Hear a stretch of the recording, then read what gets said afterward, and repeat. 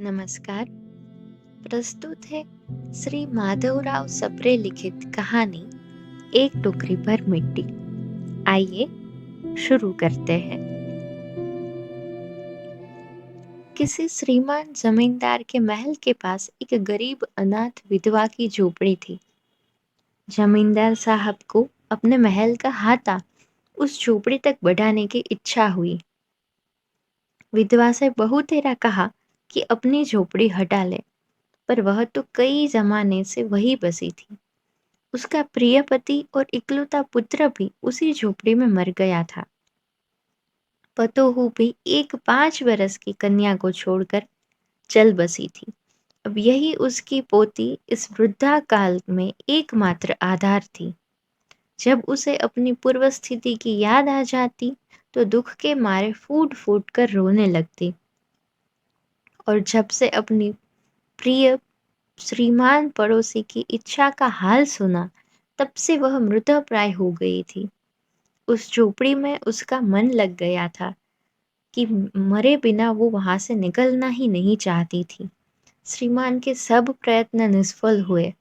तब वे अपनी जमींदारी चाल चलने लगे। बाल की खाल निकालने वाले वकीलों की थैली गरम कर उन्होंने अदालत से झोपड़ी पर अपना कब्जा करा लिया और विधवा को वहां से निकाल दिया। बेचारी अनाथ तो थी ही, पास पड़ोस में कहीं जाकर रहने लगी। एक दिन श्रीमान उस झोपड़ी के आसपास टहल रहे थे और लोगों को काम बतला रहे थे कि उसी समय वह विधवा हाथ में एक टोकरी लेकर वहां पहुंची।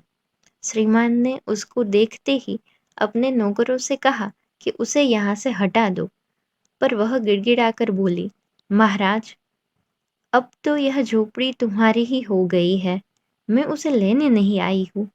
महाराज क्षमा करें, तो एक विनती है।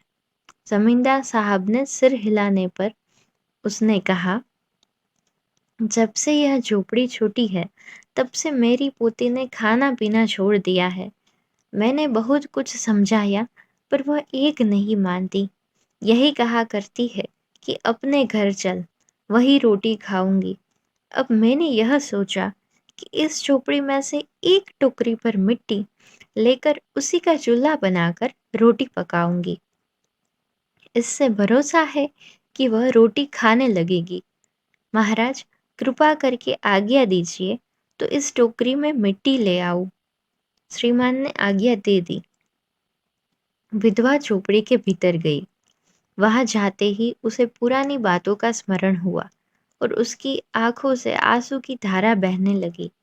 अपने आंतरिक दुख को किसी तरह संभाल कर उसने अपनी टोकरी मिट्टी से भर ली और हाथ से उठाकर बाहर ले आई। फिर हाथ जोड़कर श्रीमान से प्रार्थना करने लगी, महाराज, कृपा करके इस टोकरी को जरा हाथ लगाइए, जिससे कि मैं उसे अपने सिर पर धर लूं। जमींदार साहब पहले तो बहुत नाराज हुए, पर जब वह बार बार हाथ जोड़ने लगी और पैरों पर गिरने लगी तो उसके मन में कुछ दया आ गई। किसी नौकर से न कहकर आप ही स्वयं टोकरी उठाने आगे बढ़े। ज्यों ही टोकरी को हाथ लगाकर ऊपर उठाने लगे, त्यों ही देखा कि यह काम उनकी शक्ति के बाहर है। फिर तो उन्होंने अपनी सब ताकत लगाकर टोकरी को उठाना चाहा, पर जिस स्थान पर टोकरी रखी थी वहां से वह एक हाथ भी ऊंची न हुई। वह लज्जित होकर कहने लगे, नहीं, यह टोकरी हमसे न उठाई जाएगी। यह सुनकर विधवा ने कहा, महाराज, नाराज न हो, आपसे एक टोकरी पर मिट्टी नहीं उठाई जाती, और इस झोपड़ी में तो हजारों टोकरियां मिट्टी पड़ी है। उसका भार आप जन्म भर क्यों कर उठा सकेंगे?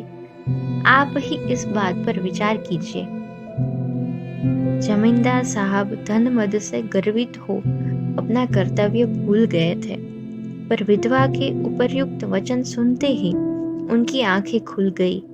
कृतकर्म का पश्चाताप कर उन्होंने विधवा से क्षमा मांगी और उसकी झोपड़ी वापस दे दी। धन्यवाद। इसी के साथ ये कहानी यहाँ पर समाप्त होती है। इसी प्रकार की अन्य साहित्यिक रचनाओं को सुनने के लिए सब्सक्राइब करना ना भूलें। इसी तरह हमसे जुड़े रहे। धन्यवाद।